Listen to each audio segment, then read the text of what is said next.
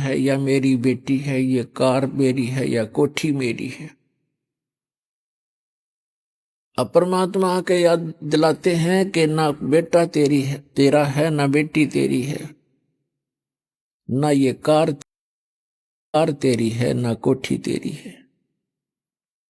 क्या बताते हैं, काया तेरी है नहीं, ये माया कहां से हो जब तेरा शरीर ही नहीं है। हर माया को अपनी कहे, ये माया है राम की, अपनी कहे गंवार, जमपुर धक्के खावेगा, नाहक बहे बेगार। फिर क्या बताते हैं, नंगा आया जगत में और नंगा ही तू जावे, और बीच में ख्वाबी ख्याल है ये मन माया भरमावे। अब उस बंदर वाली मुट्ठी को हम खूब जकड़े बैठे हैं, और ये हमसे छूट भी नहीं सकती, चाहे कितनी बात बनावे जीव, क्योंकि हमारी बुद्धि इतनी ही सीमित कर रखी है। आपके और हमारे बस की ये बात नहीं है। इसके लिए परमात्मा ने इसका विकल्प बताया है। जैसे वो बंदर फंस चुका था और शिकारी को पता था बंदर पकड़ने वाले को कि अब ये कहीं नहीं जाएगा, ये मूर्ख फंसा रहेगा, आराम से बैठा रहता वो। और दूसरी स्थानों पर उसने कई जगह पर ऐसा कर रखा होता है, जाल फैला रखा होता। तो उसी समय एक व्यक्ति आया, उसने देखा कि एक बंदर ये फंस गया मूर्ख। बोला, हाथ मुट्ठी छोड़ता नहीं, मुट्ठी खोल लेगा नहीं तो क्योंकि किसी प्रकार भी नहीं निकला, और मुट्ठी छुड़वाने की चेष्टा करे, मन माने बुड़का भर ले, काट ले मुंह ते। तो हमारी ऐसी दशा होगी, किसी को न्यू समझावे कि ये जिस संपत्ति और संतान को तू अपना मानने बैठा है, भगत ये तेरी नहीं है, इसके साथ साथ तू परमात्मा को याद कर। तो हमने खूब देखा है, हम ऐसे स्थान में जन्मे थे, वो क्या कहा करते कि भगवान के खान ने देगा, अपना करके खाना होता है, भगवान के ले रहा है। ऐसी तरह के भी लोग हमने देखे, क्योंकि ज्ञान ना होने से हम ये भाषा बोलेंगे फिर। तो उसने क्या किया उस व्यक्ति ने कि ये बोला बंदर फंस गया और ये शिकारी इसको बेचेगा, फिर कोई इसका दुरुपयोग करेगा, इसको फिर इसके साथ जो है ना अपना रोजी रोटी ले जाते हैं, गांवों में शहरों में बंदर का तमाशा दिखाते हैं, खेल दिखाते हैं, ऐसे इस जीव को दुखी करेगा। तो पुण्यात्मा उसने क्या किया, जैसे वो बंदर मुट्ठी फंसाए बैठा था, उसके हाथ की रेंज से, दूसरे हाथ की रेंज से थोड़ी सी दूरी पर केला डाल दिया, एक केला। अब बंदर ने सोचा ये केला और उठा ले, और थोड़ा दूरी पर था नू, और उधर से मुट्ठी में फंस रही उसमें। अब केला ठाने की जब चेष्टा करने लगा, उसका हाथ से ध्यान हट गया, वो चने निकल गए खड़दे ही नीचे ने, उसका हाथ निकल गया और केला ठाकर भाग गया। जान बची, बढ़िया चीज मिली। तो परमात्मा ने हमारे को राम नाम का केला दे दिया, इसने ठाकर भाग जावांगे, हमारा बस किया मुट्ठी छोड़नी को ना। पुण्यात्मा, ये मानुष जन्म कितना दुर्लभ है, और मनुष्य जीवन के अंदर फिर सतगुरु मिलना ये अति दुर्लभ है। श्रीमद् भगवत गीता अध्याय नंबर 7 के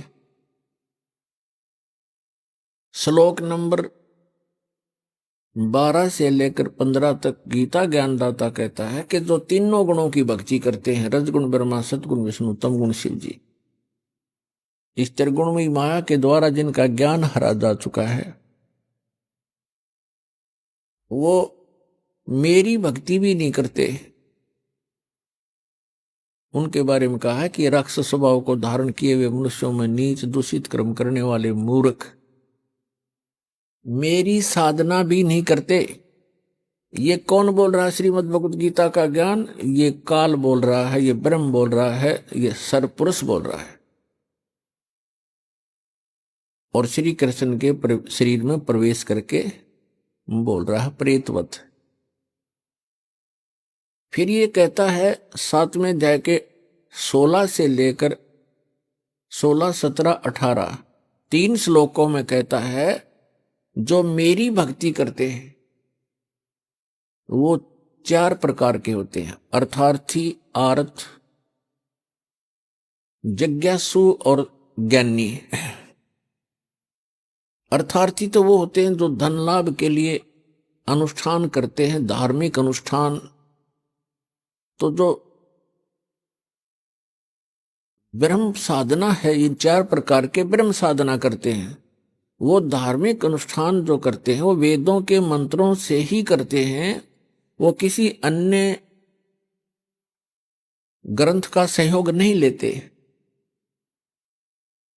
वो जैसे जय गणेश देवा कहते इस तरह की आरती वो नहीं करते।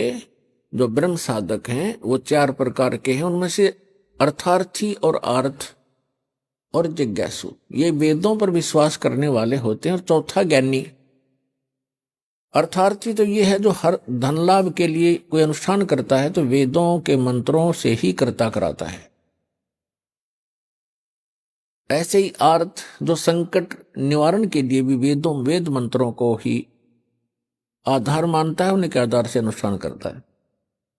जिज्ञासु वो होता है जो भगवान के लिए घर से निकलता है, जैसे भी उनको संत मिलते हैं उनसे ज्ञान ग्रहण करके स्वयं वक्ता पाक जाता है, अपना जीवन नाश कर जाता है। ये तीनों व्यर्थ कर दिए। चौथा जो बताया ज्ञानी, ज्ञानी का के लिए बताया है कि जो ज्ञानी उसे कहते हैं जिसको ये पता लग गया कि मनुष्य जीवन बार बार नहीं मिलेगा और मनुष्य जीवन का मूल उद्देश्य है आत्म कल्याण करवाना और मोक्ष प्राप्ति करना।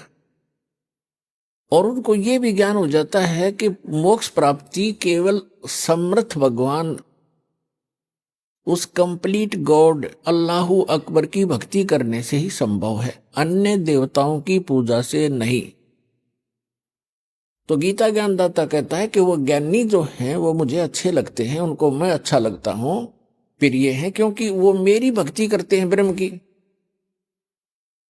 वो अन्य देवता में आस्था नहीं रखते।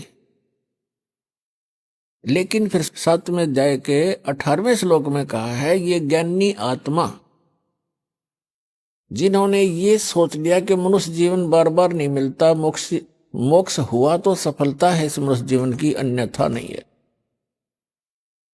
और उनको ये भी ज्ञान हो गया कि मनुष्य जीवन बार बार नहीं मिलता और मोक्ष के लिए केवल पूर्ण परमात्मा की भक्ति ही करनी होती है, अन्य की नहीं। तो इसमें क्या बताया है कि इन चौथी प्रकार के जो ज्ञानी हैं इनको चौथे अध्याय के 32 और 34 में वर्णित वो तत्वदर्शी संत ना मिलने से इन्होंने अपने आप वेदों का निष्कर्ष निकाल लिया। यजुर्वेद अध्याय नंबर 40 के मंत्र नंबर 15 में कहा है कि ओम कर्तु समर किलबे समर कर्तुम समर। ओम नाम का जाप काम करते करते सिमरण करो, विशेष कसक के साथ सिमरण करो और मनुष्य जीवन का मूल कर्तव्य जान के ओम का सिमरण करो। तो ये ओम नाम है ब्रह्म का और उन्होंने गलती से मान लिया उस पूर्ण ब्रह्म का, कंप्लीट गॉड का, परम अक्षर ब्रह्म का। अब कहते हैं गुरु बिन वेद पढ़े जो प्राणी, समझे न सारे रहे अज्ञानी। सतगुरु बिन काहू न पाया ज्ञाना, जो थोथा बुस छड़े मूड किसाना। सतगुरु बिन काहू न पाया ज्ञाना और जो थोथा बुस छड़े मूड किसाना। गुरु बिन वेद पढ़े जो प्राणी, समझे न सार रहे अज्ञानी। अब ये जितने भी ऋषि महर्षि आज तक हुए हैं ये कंप्लीटली अज्ञानी थे, इनको तत्वदर्शी संत वो गुरु नहीं मिले। जो यजुर्वेद अध्याय नंबर 40 के मंत्र नंबर 10 में कहा है, वेद ज्ञानदाता वही है जो गीता ज्ञानदाता ब्रह्म है, सरपुरुष है। उसमें लिखा हुआ है कि कुछ तो परमात्मा के विषय में कहते हैं वो संभवात, संभवात माने जन्म लेकर आने वाला। श्री राम, श्री कृष्ण या अन्य जो 8 या 24 अवतार बताए गए हैं, 9 या 10, 24 अवतार बताए गए, उनमें ऐसे आता है। और कुछ मानते हैं असंभवात वो जन्म नहीं लेता, उत्पन्न होता ही नहीं, अर्थात वो अजन्मा है, निराकार है, कुछ ऐसा बोलते हैं। उसके विषय में कहा है कि परमात्मा साकार है, निराकार है, या जन्म लेता है, नहीं लेता है, वो कैसा है उसकी जानकारी तत्वदर्शी संत धीराणाम लिखा उसमें, धीराणाम, जिनका ज्ञान स्थिर हो, तत्वदर्शी संत बताते हैं, उनसे सुनो, उनसे सुनो। इनकी बुद्धि पर पत्थर पड़ गए कि वेद ज्ञानदाता तो कहता है कोई और है, तत्वदर्शी संत है जो इन वेदों से हटकर ज्ञान देगा। वो उनके समझ में आया नहीं। वेद ज्ञानदाता स्वयं कहता है यजुर्वेद अध्याय नंबर 40 के मंत्र नंबर 17 में कि वो परमात्मा तो गुप्त है, वो तो प्रोक्ष है, ऊपर रहता है, और मैं ब्रह्म हूं, मेरा ओम नाम है, और मैं खम ब्रह्म, अहम ओम खम ब्रह्म, मैं ब्रह्म, खम माने दिव्य आकाश रूपी ब्रह्मलोक में, वहां रहता हूं, मेरा ओम नाम है। तो पुण्यात्मा, इसलिए परमेश्वर ने कहा अपने सुख संवेद में, भाई गुरु बिन काहू न पाया ज्ञाना, जो थोथा बुस छड़े मूड किसाना, गुरु बिन वेद पढ़े जो प्राणी, समझे न सार रहे अज्ञानी। तो ये सभी अज्ञानी थे आज तक के जितने ऋषि, महर्षि, मंडलेश्वर, केवल उन महापुरुषों को छोड़कर जिनको परमात्मा प्राप्त हुआ, और परमात्मा उनके प्रयत्न से प्राप्त नहीं हुआ, वो अपने विधान अनुसार स्वयं ही आता है। जैसे ऋग्वेद मंडल नंबर 9 सूक्त 86 के मंत्र 26 और 27 में, ऋग्वेद मंडल नंबर 9 सूक्त 82 मंत्र 1, 2, 3 में, ऋग्वेद मंडल नंबर 9 सूक्त 54 के मंत्र 3 में, ऋग्वेद मंडल नंबर 9 सूक्त 20 मंत्र 1 में, ऋग्वेद मंडल नंबर 9 सूक्त 96 मंत्र 16 से लेकर 20 में, ऋग्वेद मंडल नंबर 9 सूक्त 94 94 के मंत्र 1 में, ऋग्वेद मंडल नंबर 9 सूक्त 95 के मंत्र नंबर 2 में, ऋग्वेद मंडल नंबर 9 सूक्त 1 मंत्र 8 और 9 में, और भी अनेकों स्थानों पर परमात्मा की महिमा लिखी है कि वो कबीर देव परमात्मा, वो परम अक्षर ब्रह्म है, सर्व उत्पादक है, सब आत्माओं का सर्जन करने वाला भी वही है, और पूरे ब्रह्मांडों का, सभी ब्रह्मांडों का सर्जनहार वही है।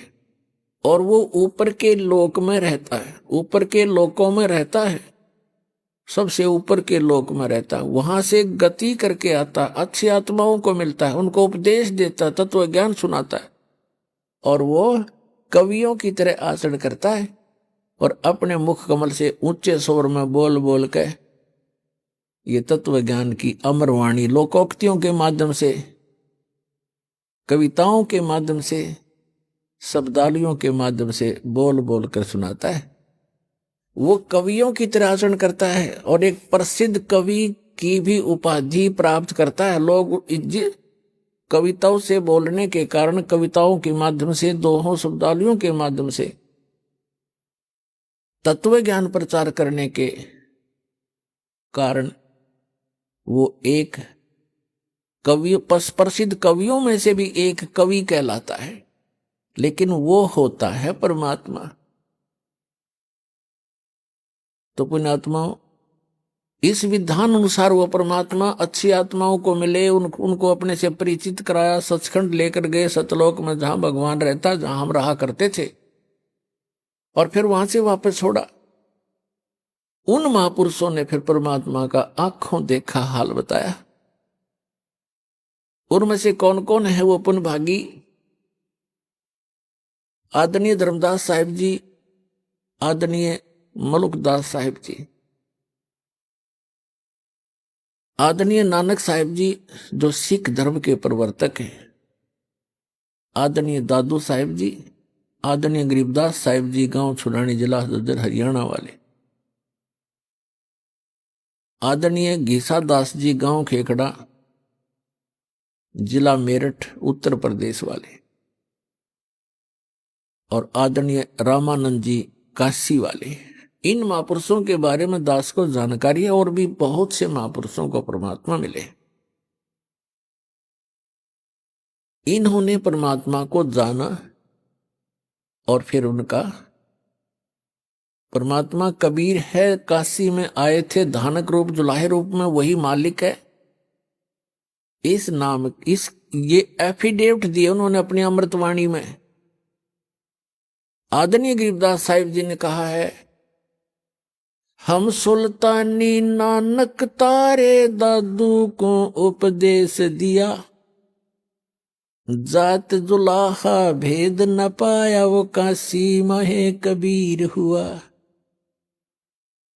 गरीबदास जी ने निष्कर्ष निकाल कर दे दिया कि मैं इंक्लूडिंग मी, गरीबदास जी कहते हैं, हम सुल्तानी अब्राहिम सुल्तान अधम नाम के एक मुसलमान राजा थे। हम सुल्तानी नानक तारे और दादू को उपदेश दिया, वो जात जुलाहा भेद नहीं पाया, काशी माए कबीर हुआ। अनंत कोट ब्रह्मांड का एक रति नहीं भार, और सतगुरु पुरुष कबीर हैं वो कुल के सिरजनहार। पुण्यात्मा,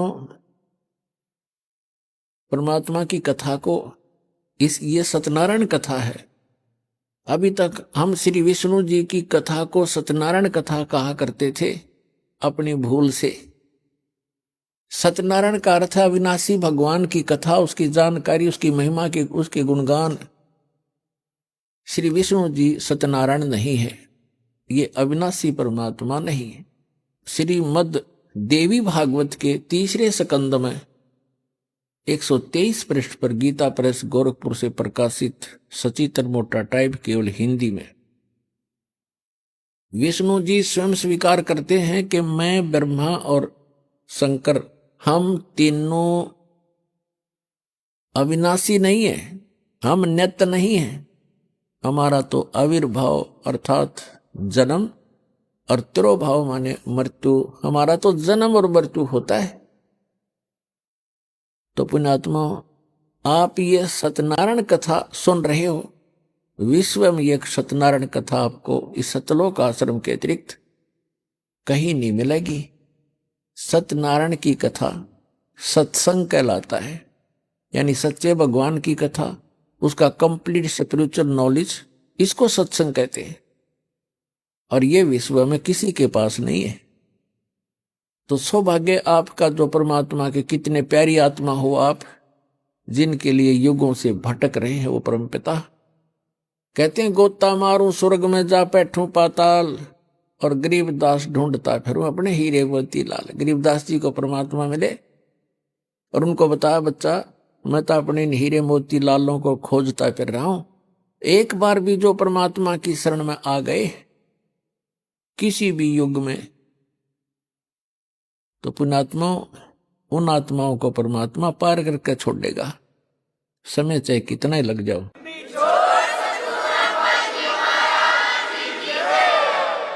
जो जन मेरी शरण है ताका हूं मैं दास, और गेल गेल लाग्या फिरूं जब तक धरती आकाश।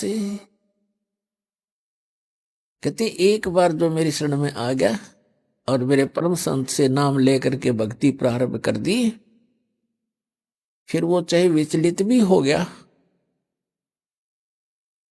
काम तो बढ़ गया उसका, क्योंकि जन्म घने और हो जाएंगे, फिर बाद में ब्रह्माटी घनी हो जाएगी, लेकिन वो समर्थ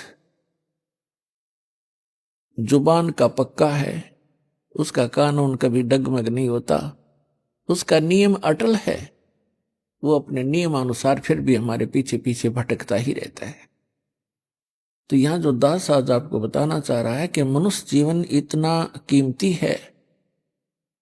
जो प्रसंग चल रहा था कि ये ज्ञानी आत्मा है तो नेक उद्धार हैं। गीता अध्याय नंबर 7 के श्लोक नंबर 18 में कहा, ये ज्ञानी आत्मा सभी की सभी उद्धार हैं, लेकिन ये इनको तत्वदर्शी संत न मिलने से ये मेरे वाली अनुत्तम अश्रेष्ठ गति में ही स्थित रहे।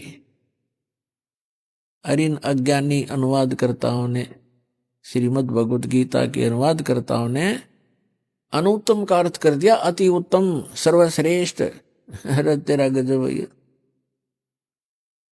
बैड, अंग्रेजी के अंदर एक बैड शब्द है, बैड, और कहीं भी लिखा हो, छोटा सा बालक भी बता देगा बैड माने बुरा, खराब, अश्रेष्ठ। और बैड का अर्थ कोई गुड कर देता, वेरी गुड कर देता है, तो वो महामूर्ख व्यक्ति है। बैड शब्द कहीं पर भी लगा हो, उसका अर्थ बैड ही होगा, बुरा ही होगा। तो पुण्यात्मा, सौभाग्य आपका, दास को यह बुद्धि दी उस परम पिता कबीर भगवान ने, और आपको ये तत्व ज्ञान प्राप्त हुआ। प्रसंग चल रहा है कि वो क्या बताना चाहता है गीता ज्ञानदाता, कि ये ज्ञानी चार प्रकार के व्यक्ति मेरी भक्ति करते हैं। 3 तो रिजेक्ट कर दिए, जैसे अर्थार्थी, अर्थ जिज्ञासु और ज्ञानी को उत्तम मानना उसने, कि वो अच्छा है, मुझे प्रिय है, मैं उसको प्रिय हूं, लेकिन वो भी मेरे वाली यानी ब्रह्म तक की साधना, इससे मिलने वाली अनुत्तम गति,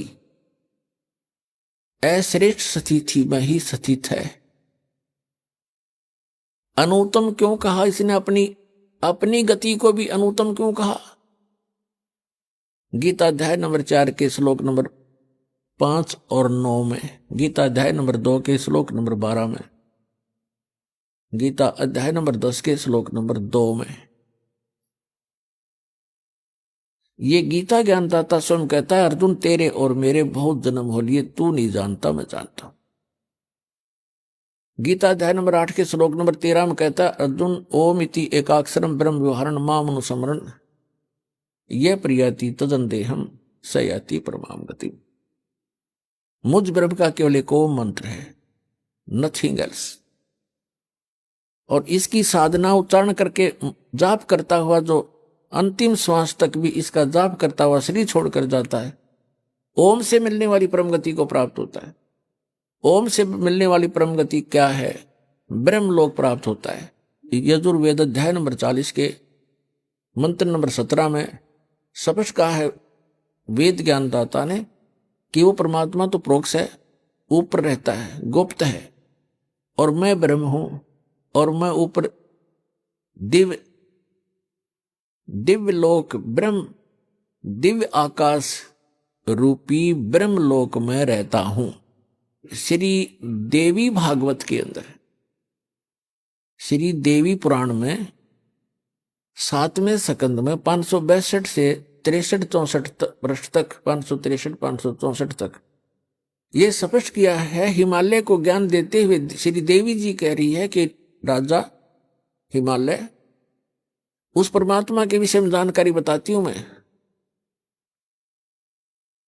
उसका ओम नाम है, और उस ओम नाम को का जाप करके ब्रह्मलोक की प्राप्ति कर लेता है, ब्रह्म को प्राप्त होता है, और वो ब्रह्म ऊपर दिव्य आकाश रूपी ब्रह्मलोक में रहता है वो ब्रह्म।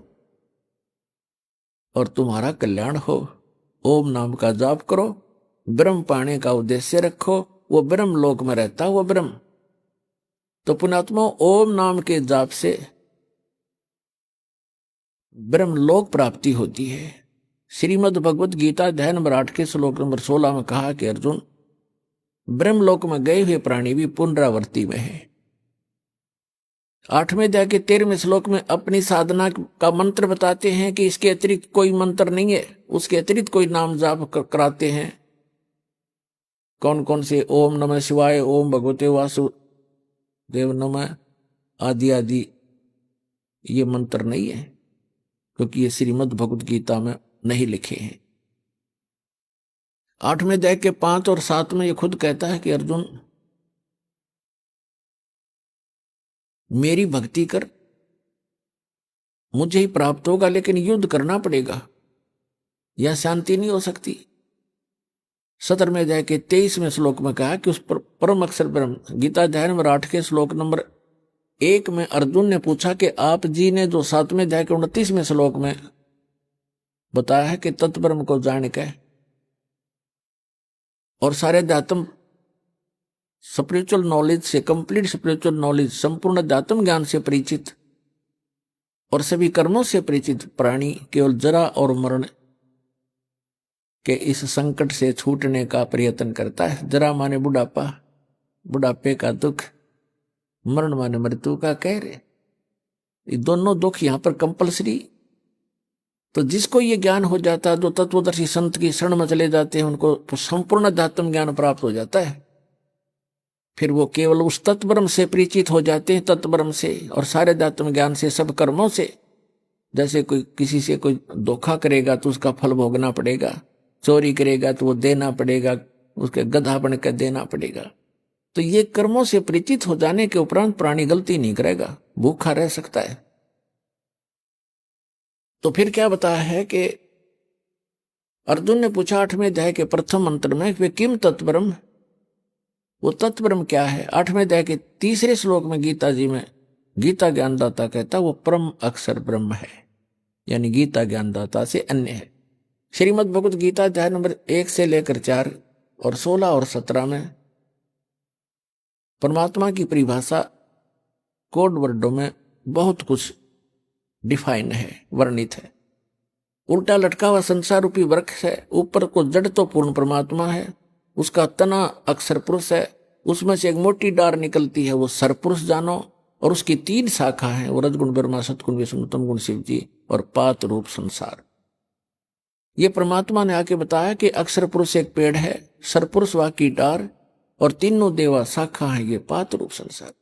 15वें अध्याय के 4 श्लोक में कहा है कि तत्वदर्शी संत की प्राप्ति के उपरांत 15वें अध्याय के प्रथम मंत्र में तत्वदर्शी संत की पहचान भी बता दी है कि जो संत इस उल्टे लटके हुए संसार रूपी वृक्ष के सभी विभाग बता देगा, तना कौन भगवान है, तो उसकी डार कौन है, शाखा कौन है, पत्ते क्या है, स वेदविद, वो वेद के तात्पर्य को जानने वाला तत्वदर्शी संत है। 15वें अध्याय के 3 श्लोक में कहा कि उसके पश्चात उस तत्वदर्शी संत की प्राप्ति के उपरांत इस अज्ञान रूप गुत्थी को उस तत्व ज्ञान रूपी शस्त्र से काट के, उसके पश्चात 15वें अध्याय के 4 श्लोक में कहा कि उसके पश्चात परमेश्वर के उस परम पद की खोज करनी चाहिए, जहां जाने के बाद साधक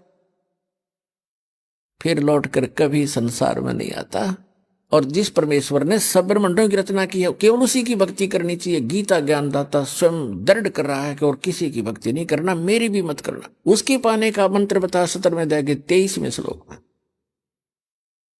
गीता जी में, ओम तत्सत इति निर्देश है ब्रह्मण त्रिवेद समर्थ ब्राह्मणा तेन वेदा च यगा च विहिता पुरा,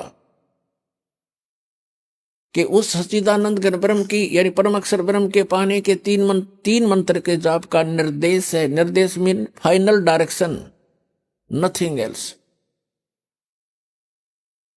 18वें अध्याय के 62वें श्लोक में कहा कि अर्जुन तू सर्वभाव से उस परमेश्वर की शरण में जा, उसकी कृपा से तू परम शांति को और सनातन परम धाम को प्राप्त होगा, शाश्वत स्थान को प्राप्त होगा, जहां जाने के बाद फिर कभी मृत्यु नहीं होती।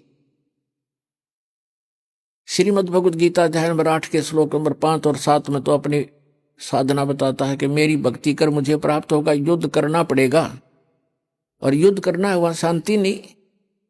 फिर गीता अध्याय नंबर 8 के श्लोक नंबर 8, 9, 10 में स्पष्ट कर दिया है कि जो उसकी भक्ति करता है, उस परम अक्षर ब्रह्म की भक्ति करता है, तत्वदर्शी संत की शरण में जाकर उसको प्राप्त होता है। अंत समय में भक्ति के बल से, इस भक्ति की कमाई से, फिर 18वें अध्याय के 66वें श्लोक में निर्णायक ज्ञान दे दिया है। उसमें कह दिया कि सर्वधर्मान परित्यज माम एकम शरणम व्रज अहम तवा सर्व पापे भयमोक्षामि मा शुच।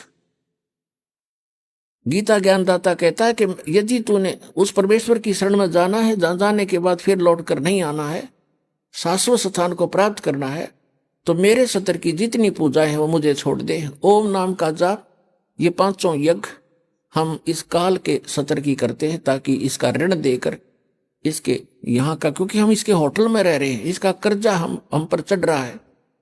पहले हम क्या गलती करते रहे, ऋषि बनकर ओम नाम का जाप करते, यज्ञ करते कराते, हम ब्रह्मलोक में चले जाते। वहां इसका होटल है, वहां 25% चार्ज लेता, हमारे से सुविधा सारी दे देता, नाचने गाने सारे गंदे कर्म जो कहीं पृथ्वी पर ना उपलब्ध हो वहां होते हैं, और उसको ये स्वर्ग कहा करते, महास्वर्ग। हम अपनी पूंजी को वहां नाश करके और फिर पाप भी भोगते, और फिर 84 लाख योनियों भोगते, और यही धक्के खाते रहे।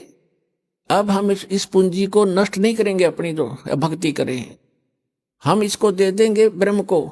इस श्वास के सतनाम में दो अक्षर का मंत्र है, एक ओम है, एक तत्, और सार नाम के अंदर फिर ये तीनों इकट्ठे हो जाते हैं। तो हम जो ओम नाम के जाप की कमाई इसको दे देंगे, ये ब्रह्म की है। ये स्वयं भी कहता 18वें अध्याय के 66वें श्लोक में, सर्वधर्मान परित्यज माम एकम शरणम व्रज। मेरे सतर के सभी पूजाएं, जो मेरे सतर की भक्ति है, वो धन मुझे दे दे, नू का नू, फिर मैं तुझे सब पापों से मुक्त कर दूंगा, और फिर तू उसकी शरण में जा, मुझे कोई ऑब्जेक्शन नहीं। अब जैसे हमने किसी का कर्ज ले रखा हो और वो कहेगा वे तुझे जब छोड़ूंगा जो मेरा कर्ज दे देगा, तो हम इसका कर्ज दे देंगे, छोड़ेगा, छोड़ना पड़ेगा इसको।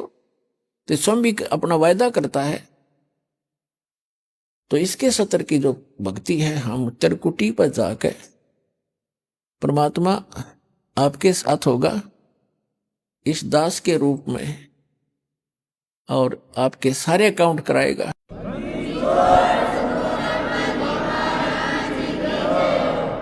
और वहां पर आपके एडवोकेट का काम करेगा परमात्मा इस दास के रूप में। और ये सारे मंत्र बोल बोल सुनाओगा वहां जाकर धर्मराज के दरबार में कि लो जी, आपके विधान में है सर्वधर्मान परित्यज माम एकम शरणम व्रज, उसके सतर की ये पूंजी पकड़ो। फिर वो बोलते नहीं, उनको विवश होकर के वह पूंजी जमा करनी पड़ती है, क्योंकि लीगल एडवाइजर साथ होता है, वो होता है भगवान खुद ही, और उनको मालूम हो जाता है। तो इस प्रकार पुण्यात्माओं, किसी भी ऑफिस में आप जाते हो और आपका एडवोकेट साथ हो, तो वो आधे वैसे डिप्रेस हो जाते हैं कि जानकार आदमी है, वो अटपट करोगे तो तुम्हारी फिर बात बिगड़ जाएगी। तो इसलिए गुरु की आवश्यकता आपको अंतिम श्वास तक पड़ेगी। और गुरु पूरा गुरु हो, उस परमात्मा से परिचित हो, उसका कृपा पात्र हो, तो वो दास है इस पृथ्वी पर आज के दिन। और ये अपना डगमग ना होना। तो प्रसंग चल रहा था, वहीं आते हैं फिर 8वें अध्याय के 8, 9, 10 में कहा कि उस भक्ति के बल से तू उस परमात्मा की शरण में, जो उसकी भक्ति करता उसके पास चला जाएगा। और 8वें अध्याय के 5 और 7 में कहा कि मेरी भक्ति करेगा तो मुझे प्राप्त होगा, इसमें कोई शंका नहीं। अपने आत्मा जो प्रसंग चल रहा था, हम फिर आते हैं 7वें अध्याय के 18वें श्लोक में गीता जी में। इसमें इसने बताया कि मेरी साधना जो करते हैं वो भी अनुत्तम घटिया गति में सचित हैं। कैसे हैं? जैसे एक चुनक नाम के ऋषि थे, वो ज्ञानी आत्मा थे, घर त्याग दिया, बाल बच्चे त्याग दिए और वेदों को पढ़ा, यही मार खा गए, इनको गुरु नहीं मिले। और परमात्मा आए, जैसे कबीर परमात्मा थे और सिंपल भाषा बोला करते, और ये संस्कृत के ज्ञाता थे, मात्राओं मोड़ जेरे, कबीर साहब ने तो शुद्ध उच्चारण भी नहीं आता, कबीर साहब संस्कृत नहीं जानते। अरे भाषा का काम तो अपने विचारों को दूसरे तक पहुंचाने का है, चाहे वो मात्रा गलत भी हो और चाहे उच्चारण गलत भी हो। समझ जाता है आदमी, जब बुद्धिमान होगा संकेत समझ लेते। उसके उनके पास पावर थी। जैसे एक हरियाणा के मुख्यमंत्री अंगूठा छाप थे, और वो किसी गांव में गए, गांव वाले कहने लगे कि मुख्यमंत्री जी हमारे यहाँ सड़क नहीं है, हमारे गांव में ये डिग्गी पानी का वाटर सप्लाई बिना कहनी आओ थी उन्होंने, डिग्गी को नहीं पानी की। तो वहां सारे के सारे विभाग खड़े थे, चीफ इंजीनियर तक, डीसी और कमिश्नर तक। उसने कतीक ना शुद्ध हिंदी जाना था ना अंग्रेजी बोल से जानता था मुख्यमंत्री। उसने कहा रे उरे ना ओ डीसी, क्या नाम है तेरा रे, चीफ इंजीनियर के कहने, उरे ना ऐसे कर, यहां से लेकर अठैत लेकर बठैता ही इनकी सड़क बना दे। उन्हें इंग्लिश भी बना ली उसकी, अठैत बठै की, हर नक्शा भी तैयार कर लिया। तीसरे दिन काम शुरू हो गया। तो पुण्यात्माओं तो ये बकवास करते हैं ना, रामपाल ने संस्कृत नहीं आती, फलाना नहीं आता, ये तो वही हैं नकली। दास के पास वर्ड पावर है उस परमात्मा की दी हुई। जिस भी शब्द से बोलूंगा परमात्मा खूब जान लेता है और आपके सारे काम करेगा, मेंट नहीं लगेगी।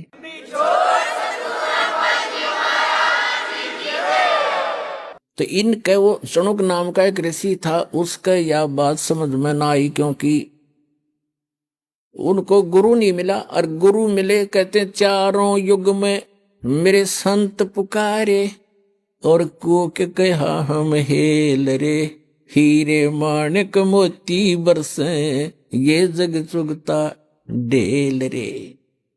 परमात्मा कहते हैं हम चारों युग में आका आवाज लगाई, जगह जगह खड़े होकर चौराहों पर, और कहते हैं हम तत्व ज्ञान रूपी और सत भक्ति सतमंत्र रूपी लालों की वर्षा कर रहे हैं।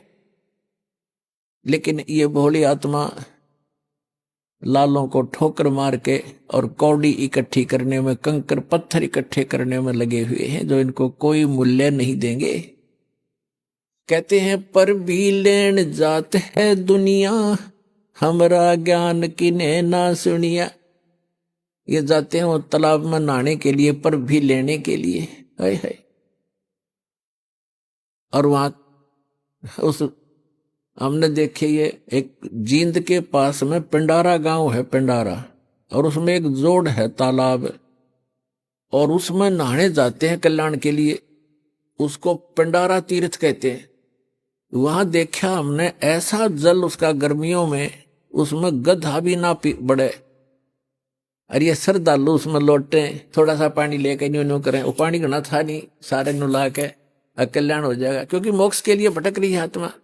तो परमात्मा कहते हैं पर भी लेन जात है दुनिया, हमरा ज्ञान किन्हें ना सुनिया। तो परमात्मा के बताया करते, तो वो इनके गले उतरा नहीं। मनु जी का, वशिष्ठ जी का, इनका जो ऋषि पाक रहे थे, संस्कृत भाषा शुद्ध जाने थे, और वो भगवान आने बताने आए थे। चारों युग में आए मालिक। कहते हैं सतयुग में सत सुकृत कह टेरा, त्रेता नाम मुनिंदर मेरा, द्वापर में करुणा में कलाया, और कलयुग नाम कबीर धराया। चारों युग में हम आए। सतयुग में सत सुकृत नाम था परम पिता का, त्रेता में मुनिंदर ऋषि नाम से आए और समझाने की चेष्टा की, लेकिन इन संस्कृत के ज्ञाताओं ने मात्राओं में उलझे हुए हैं। इन अज्ञानियों ने उस लाल को पहचाना नहीं। और कहते हैं द्वापर में हम करुणा में नाम से आए थे, एक बाल्मीक के को मिले थे, ऐसे ही जैसे कलयुग में एक धानक को, जुलाहे को मिले थे कमल के फूल पर। ऐसी लीला करते हैं प्रत्येक युग में परमात्मा। और कलयुग में कबीर नाम से आए थे। तो ये क्या बताते हैं परमात्मा कि हम चारों युग में आते हैं, और ये मात्रा की व्याकरण की भक्ति करने वाले ये भगवान को पहचान नहीं पाते। तो क्या बताते हैं, परमात्मा ने बताया है कि हम चारों युगों में आते हैं लेकिन ये पहचान नहीं पाते। तो उस चुनक ऋषि ने अपने आप निष्कर्ष जैसा भी सुना था ब्रह्मा से या किसी अन्य ऋषि गुरु से, ये फाइनल मान लिया कि ओम नाम है पूर्ण ब्रह्म का, कंप्लीट गॉड का। और उसके साथ साथ एक समय जब ब्रह्मा जी कमल के फूल पर इस काल ने धोखे से बैठा दिए, उससे पहले का उसका जीवन ब्रह्मा जी को कुछ नहीं मालूम है, कैसे जन्म हुआ, कहां से आ गया। कमल के फूल के ऊपर वो बैठा पाया, तब उसने सोचा सब पानी ही जल है, अब यहां मैं कैसे उत्पन्न हो गया। तो आकाशवाणी कर दी इस काल भगवान सरपुरुष ने, इनके पिता ने क्या कहा कि तप करो तप करो। 1000 वर्ष तक ब्रह्मा जी ने तप किया, फिर कहा सृष्टि करो। अब उनकी बैटरी चार्ज कर दी सिद्धियों से, तब से सिद्धियां आती हैं, और सिद्धियों से यहाँ के जंतर मंत्र इसी को, इन्हीं खिलौनों से खेल कर प्रसन्न है। उसमें सिद्धियां आ गई तप करने से, और उसको फिर ये ब्रह्मा की पदवी दे दी, जिसके अंदर ऐसा गुण भर रखा था। इन सिद्धियों से और स्पीड से घूमते चलते हैं वो गुण की रेज, ऐसी टेक्निक है इसकी, आध्यात्मिक टेक्निक। तो कहने का भाव ये है कि ब्रह्मा जी ने गलती से उस आकाशवाणी को भी पूर्ण परमात्मा का आदेश मान लिया, और वही सभी ढंढोरा पीट दिया अपने वंशजों को, इन ब्राह्मणों को या ऋषियों को। तो फिर क्या हुआ कि पूरे के पूरे ऋषियों में एक ये लोक वेद बन गया कि भगवान की आकाशवाणी है तप करो। और वेदों में कहीं तप नहीं लिखा, ना गीता में। जो तप करते हैं उनको तो दुष्ट लिखा है 17वें अध्याय के 5 और 6 7 मंत्र में गीता जी में, कि जो शास्त्र विधि को त्याग कर जो मनमाना घोर तप को तपते हैं, वो दुष्ट लोग मुझे भी दुखी करते हैं, और जितने भी कमलों के अंदर बैठे हुए जो देव हैं उनको भी दुख देने वाले होते हैं, उनको राक्षस समझना।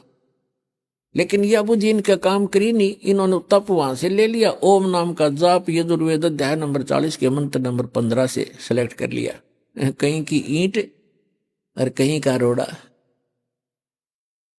अब टुणक ऋषि ने साधना शुरू की, जैसे ये करते ही रहे हैं। और गीता अध्याय नंबर 11 के श्लोक नंबर 32 में ये कहता, अर्जुन मैं काल हूं और सबको नष्ट करने के लिए प्रवृत्त हुआ हूं। 11वें अध्याय के 47-48 में इसने कहा कि अर्जुन ये मेरा वास्तविक रूप है, मैं ऐसा हूं, ये है मेरा स्वरूप, और इसके दर्शन तेरे अतिरिक्त पहले किसी ने नहीं किए, ना आगे कोई कर सकता, और ना कोई जप से, ना तप से, ना वेदों वर्णित विधि से, ना कोई किसी यज्ञ से मेरे दर्शन, इस रूप के दर्शन नहीं कर सकता, अर्थात ब्रह्म प्राप्ति नहीं हो सकती। और इन्होंने ओम नाम का जाप जपया, वो इस ब्रह्म का सरपुरुष का ही है। 8वें अध्याय के 13वें श्लोक में गीता जी में स्वयं कहता है, ओम इति एकाक्षरम ब्रह्म विहरण माम अनुसमरण ये प्रयाति तदंदेहं स याति परमाम गति। तो इन्होंने इस ओम नाम का जाप किया, और ये 11वें अध्याय के 47-48 में इनका कल काम करी नहीं गीता जी में। जो कहता मेरी प्राप्ति, मेरे इस रूप का दर्शन, अर्थात मेरी प्राप्ति, ब्रह्म प्राप्ति, न वेदों वर्णित विधि से, न जप से, न तप से, न किसी यज्ञ से किसी प्रकार भी नहीं हो सकती। तो जिस कारण से इन्होंने हठ योग भी किए, ओम नाम के जाप भी किए, समाधिस्थ भी हुए। तो ये कैसा करता है, ये जैसे कोई भी साधक साधना करने लगा, उनको मिसगाइड करने के लिए किसी को तो शंकर भगवान के रूप में दर्शन दे दिए, अपने पुत्र के रूप में। तो उस ऋषि ने मान लिया कि ये जो शंकर भगवान है ये काल का पुत्र है, तमोगुण, ये ताम इनके पास रहता है ऋषियों के। तो उन्होंने मान लिया ये है भाई परमात्मा। मैंने समाधि ला कर खूब देख लिया, समाधि दशा में मुझे इसके दर्शन हुए। और वो दिखा था काल, उसने कस प्रतिज्ञा कर रखी है कि मैं अपने वास्तविक रूप में कभी किसी को दर्शन नहीं दूंगा। गीता अध्याय नंबर 7 के श्लोक नंबर 24-25 में स्पष्ट कर रहा है कि ये मूर्ख जन समुदाय मुझ अव्यक्ति को, अव्यक्तम को व्यक्तिम आपनम मनन्ते अबुधा। मैं अव्यक्त रहता हूं, अपनी योग माया से छुपा रहता हूं, कभी किसी के समक्ष नहीं आता। ये मेरा अटल घटिया नियम है, अविनाशी नियम है। और ये मूर्ख मुझे कृष्ण मान रहे होंगे व्यक्ति, अब श्री कृष्ण तो सामने खड़ा था, वो कैसे कहता मैं छुपा रहता हूं। इसे सिद्ध है उसमें वो काल बोल रहा था, तो उसने तो ये ऐसी लीला करता है, तो इसलिए प्रतिज्ञा कर रखी है, ये मेरी अटल प्रतिज्ञा है। इसलिए ये किसी को विष्णु के रूप में दर्शन दे देता समाधि दशा में। वो विष्णु जी को फाइनल गॉड मान कर उसकी महिमा बना दी अपना आत्मा। अब जैसे प्रतिमाएं बनाई गई हैं, ये ऋषियों ने समाधि लगाई, और समाधि में जिसको भी जिस रूप में दर्शन मिले उसने उसी मिट्टी की मूर्ति उसी बना दी। आगे चल के ये मूर्ति एक परंपरा बन गई। तो इन्होंने ब्रह्मा विष्णु महेश की मूर्तियां बनाई, इन्हीं के दर्शन हुए इनको, किसी को ब्रह्मा के रूप में दर्शन दे दिए। इस प्रकार ये सबको विचलित करके रखता है। तो कहने का भाव ये है, इन ऋषियों ने परमात्मा के दर्शन नहीं हुए, फिर भी ये घुमा फिरा कर ये कहते हैं कि वेदों में परमात्मा तो निराकार लिखा है, ये जो दिखाई देता है ये परमात्मा नहीं हो सकता।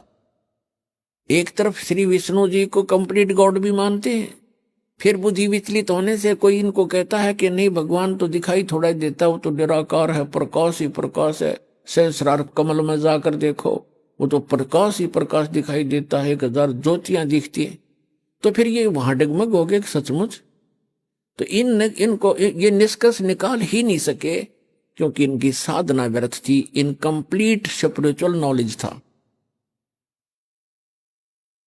तो चुनक ऋषि ने हजारों वर्षों तक परमात्मा प्राप्ति के लिए कोशिश की, भगवान मिले नहीं, और ये एटम बम बन जाते हैं ज्यादा तप और जप करने से, इस काल तक की भक्ति करने से।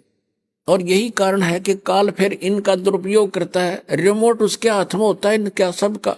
तो चुनक ऋषि ने हजारों वर्षों तक तप किए, जप किया ओम नाम का, भगवान मिला नहीं, और सिद्धि के से यो ओतप्रोत हो गया, पावर हाउस बन गया, एक एटम बम बन गया।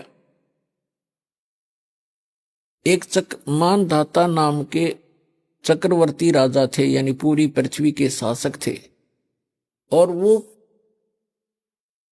1 वर्ष में 2 वर्ष में 10 वर्ष में जैसा भी वो उचित समझते थे, पूरी पृथ्वी पर निरीक्षण किया करते थे।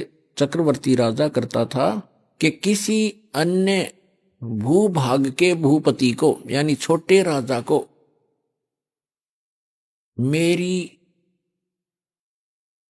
मेरी पराधीनता अस्वीकार तो नहीं होगी है। तो उसके लिए वो क्या करते थे, एक राजा का पर्सनल हॉर्स होता था, अपना घोड़ा निजी, उसके गले में एक पंपलेट लगा दिया करते थे। उसके साथ सैकड़ों हजारों की संख्या में सैनिक चल पड़ते थे। राजा का घोड़ा प्रत्येक छोटे राजाओं के राज्य में से गुजरता जाता था। उसके ऊपर लिखा होता था उस पंपलेट पर कि राजा मानधाता चक्रवर्ती का घोड़ा है, राजा के पास 72 अक्षौणी सेना है। अक्षौणी का वैसे उसका अलग से डिटेल होती है, लेकिन हम सिंपल सा मानकर चलते हैं, 72 करोड़ मानकर चलो। राजा के पास 72 करोड़ सेना है, और जिस भी राजा को राजा की पराधीनता अस्वीकार हो, घोड़े को पकड़ ले और बांध ले और युद्ध के लिए तैयार हो जा। तो वो घोड़ा जब लेकर जा रहे थे सैनिक, चुनक ऋषि की कुटिया रास्ते में थी। रास्ते में चुनक ऋषि ने पूछा भी कहां जा रहे हो सैनिक? उन्होंने कहा बाबा जी हम कोई काम जा रहे हैं। वो चले गए। वापस जब आए तो भी उसी रास्ते से आए, वो सारी पृथ्वी पर घूम गए। उस शहर में एंट्री का वही रास्ता था उनका। उस ऋषि ने फिर पूछा भी सैनिकों कहां गए थे, इस घोड़ा खाली क्यों है? सब पर सवार हैं लेकिन इस घोड़े पर कोई असवार नहीं है, क्या कारण है? आइए अब हम उन श्रद्धालुओं के अनुभव जानते हैं जो जगत गुरु तत्वदर्शी संत रामपाल जी महाराज जी से दीक्षा प्राप्त कर चुके हैं तथा उनके द्वारा बताए गए भक्ति मार्ग पर चल रहे हैं। नमस्कार सर। नमस्कार सर। सर क्या नाम है आपका? सर मेरा नाम नेत्र प्रसाद है। मैं जिला बागेश्वर उत्तराखंड कुमाऊं का रहने वाला हूं सर। आपने संत रामपाल जी महाराज से नाम दीक्षा कब ली? सर मैंने नाम दीक्षा 2017 में ली सर। नेत्र प्रसाद जी, आप देवभूमि उत्तराखंड से हैं, तो जाहिर सी बात है आप भक्ति साधना तो करते ही होंगे। तो हमारे दर्शकों को अपनी भक्ति साधना के बारे में बताइए। सर ऐसे देवी देवता का पूजा करते थे उत्तराखंड में होने के कारण। और कहीं ये जैसे राम जी, हनुमान जी, कृष्ण जी, मैं ज़्यादा शिव जी को ही अपना इष्ट मान करके शिव जी का भक्ति करता था। मैं ज़्यादा से मैं मंदिरों में जाता था सर। यहाँ बागेश्वर आता रात के 2 बजे उठ के नहा धो करके, वहाँ से 24 किलोमीटर करीब करीब हमारा यह बागेश्वर है, बागनाथ धाम है। वहाँ मैं अपना घर से खिचड़ी और पूजा के सामान, अन्य दिया बाती लेकर के मैं बागेश्वर धाम आता था सर। और रास्ते में मैं बाथरूम भी नहीं करता था सर, वो मेरी साधना खराब हो जाएगी करके। और पानी भी नहीं पीता था सर, मैं चाय पानी कुछ नहीं पीता था मैं, जब तक मैं बागनाथ को अपने हाथ से दिया बाती करके तब मैं वो चाय पानी अपना खाना पीना भोजन तब करता था सर। तब भी मुझे कोई लाभ नहीं हुआ। मैं कई मंदिरों में, बड़े बड़े मंदिरों में गया, बड़े बड़े मंदिरों में प्रार्थना करता था सर। और मेरे जो बीमारी हैं, जो मेरे नशा है, भगवान इसको दूर कर दे और तेरे मंदिर में बड़े बड़े घंटी चढ़ाऊंगा, मगर किसी देवी देवताओं ने मेरा कोई सुख नहीं दिया सर। सर, आपसे भगवान की बहुत ज्यादा भक्ति करते थे और आप उत्तराखंड में रहते हैं, जहाँ बद्रीनाथ धाम, केदारनाथ धाम है। आप जब भक्ति साधना कर ही रहे थे तो संत रामपाल जी महाराज जी की शरण में जाने का क्या कारण बना? आपको ऐसा क्यों लगा कि अब गुरु बनाकर भक्ति करनी चाहिए? सर नंबर 1 मेरे गले में टॉन्सिल थे सर, और पाँव में किल बोलते हैं ना, किल, चल नहीं पाता था सर मैं। और दूसरा हार्ट का प्रॉब्लम था, सांस मेरे रुक जाते थे, बरोबर सांस नहीं ले पाता था। और तड़फन होती थी, मरने के लिए आत्मा ऐसा सोचती थी कि यार मैं ज़रा 1 मिनट 2 मिनट भी और सांस रुक जाते हैं तो मैं मर जाता, ऐसा एहसास होता था सर। और मैं सारा नशा करता था, जैसा चरस है, गांजा, और ये बीस बोलते हैं हमारे वहाँ, वो बीस को भी मैं यूज़ करता था। जुआ, ताश, सट्टा, लूट खसोट, सारा ये गलत कर्मों में सारा लिप्त था सर मैं। इसीलिए मैं संत रामपाल जी महाराज जी से नाम दीक्षा बागेश्वर नामदान केंद्र से ली। सर, आप इतनी ज्यादा भक्ति साधना करने के बाद भी बहुत ज्यादा परेशान थे, तो क्या संत रामपाल जी महाराज से नाम दीक्षा लेने के बाद आपके दुख दूर हुए? हाँ जी, बहुत दुख दूर हुए। सर्वप्रथम मेरे गले में टॉन्सिल जब ये फूल जाते थे तो मैं खाना पीना भी नहीं खा पाता था। और अगर पानी भी अगर मैं घूंट मार के अगर अंदर को डालना चाहता था तो बैक नाक से मेरे बाहर आ जाता था सर। 4-5 साल से लगातार वो फूलने के कारण से, सूजने के कारण से मेरे दोनों तरफ का गले का मांस सड़ गल करके मवाज के रूप से सर बाहर आता था। और मेरे को एहसास होता था कि अंदर से मैं जो है मेरी बदबू भी आ रही है, और बदबू भी आती थी सर। डॉक्टर ये कहते थे कि भाई ऑपरेशन करा लो और आगे को अपना एक्सरा करा करके कब तक ये अपना दर्द की दवा खा खा करके ऐसे झेलेगा, और अपना आगे को जा और अस्पतालों में, बड़े अस्पतालों में अपना जो है इलाज कर, बोलते थे सर। और आर्थिक स्थिति ख़राब होने के कारण से मैंने गले का टॉन्सिल का ऑपरेशन करने के लिए मेरे पास पैसे नहीं होते थे, नहीं हो पाया सर। तो संत रामपाल जी महाराज जी से नाम दीक्षा लेकर मेरा गले का टॉन्सिल, मैंने 1 रुपये का भी दवा नहीं खाया, ना ऑपरेशन किया। संत रामपाल जी महाराज जी के आशीर्वाद से, उनकी सद्भक्ति से, और मैं पूर्ण रूप से मेरा गले का ये सारा टॉन्सिल ठीक हो गए। दूसरा बीमारी मेरा ऐसा था, मेरे पाँव में लोहे के जैसे किले बोलते हैं ना, लोहे के जैसे 3 एक पाँव में, 3 एक पाँव में सर, वो बढ़ते जाते थे, वो चप्पल में भी टकरते थे वो।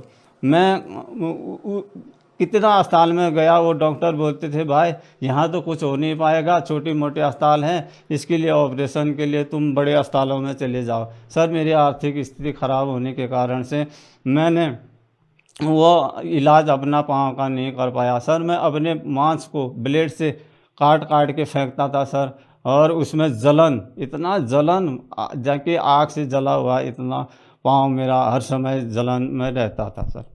और आज संत रामपाल जी महाराज जी से जब मैंने नाम दीक्षा ली और उनके आशीर्वाद से मेरे वो पाँव का रोग भी सारा दूर हो गया सर। मेरा जो है ये हार्ट का प्रॉब्लम भी था सर डॉक्टर लोग बोलते थे सर तुम आगे चेकअप करा लो, यहाँ उतना सुविधा हमारे पास नहीं है, आप बड़े अस्पताल में चले जाओ। सर मेरे आर्थिक स्थिति खराब होने के कारण और मैं जो है ये हार्ट का भी और ये अपना चेकअप नहीं कर पाता था और मैं बहुत ही परेशान, 1 सेकंड 2 सेकंड भी अगर वो सांस अगर मेरे और रुक जाते और मैं सोचने वाला ठहरा कि हाँ मेरे अब मौत हो जाएगी।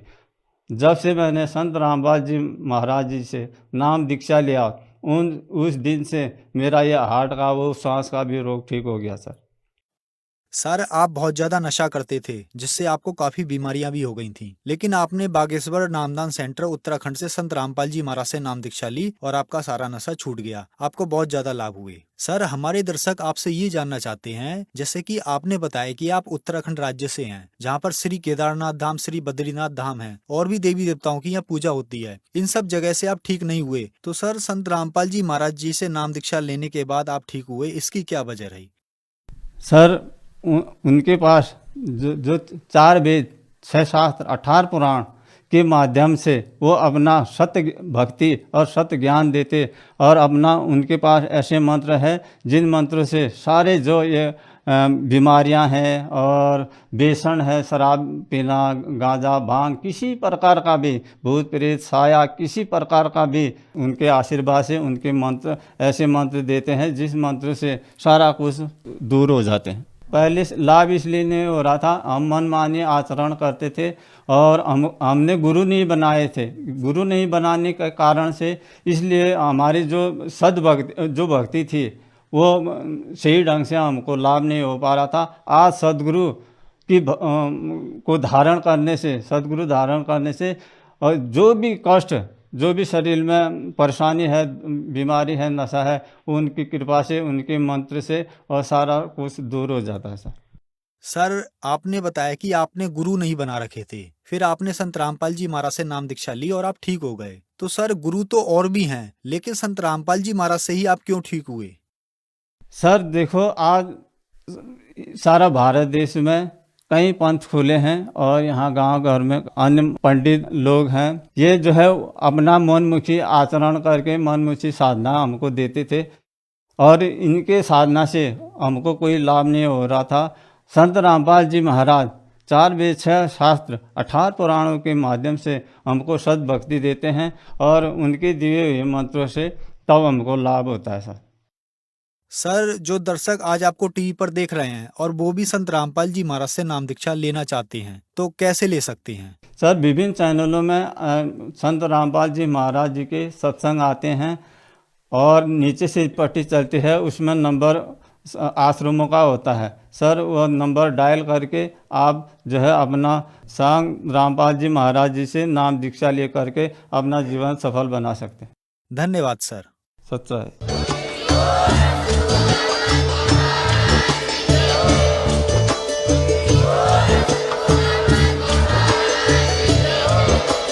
आप सुन रहे थे जगत गुरु तत्वदर्शी संत रामपाल जी महाराज जी के मंगल प्रवचन। अधिक जानकारी के लिए विजिट कीजिए हमारी वेबसाइट www.jagatgururampalji.org। संत रामपाल जी महाराज जी के शुभ आशीर्वाद से पूरे विश्व भर में 500 से भी ज्यादा नाम दीक्षा केंद्र हैं, जिन पर संत रामपाल जी महाराज जी द्वारा ऑनलाइन निशुल्क नाम दीक्षा दी जा रही है। अपने नजदीकी नाम दीक्षा केंद्र का पता करने के लिए संपर्क करें 8222880541।